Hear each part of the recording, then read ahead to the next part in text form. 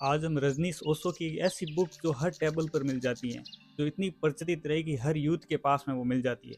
लेकिन उस बुक का जो टाइटल है वो थोड़ा विचित्र है। लोगों को उस बुक के टाइटल से हमेशा समस्या रही है। कई बार लोगों ने उस बुक का नाम किसी और से रिलेट करके भी देखा है।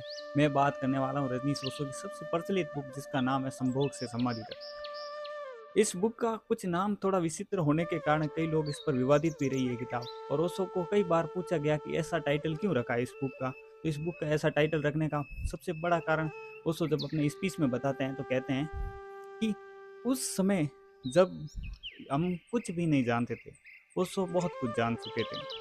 17-18 वर्ष की उम्र रहेगी जब उन्होंने हजारों किताबें पढ़ चुके थे। और उसी किताबों और उन्हीं महापुरुषों की जब वो बातें समझे तो उनको पता लगा कि वाकई में उस बुक का नाम संभोग समाधि रखा, लेकिन संभोग की वहाँ कोई बात ही नहीं है।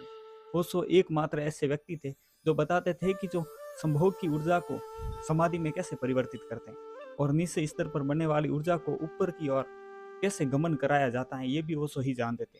और वो माध्यम जो ध्यान की सबसे अधिक प्रचलित मुद्रा जो यूथ और युवाओं में आज सबसे ज़्यादा प्रचलित है, वो बुक है संभोग से समाधि तक। तो आइए इस बुक के बारे में थोड़ा विस्तार से जानते हैं कि क्यों इस बुक का नाम ऐसा टाइटल रखा गया।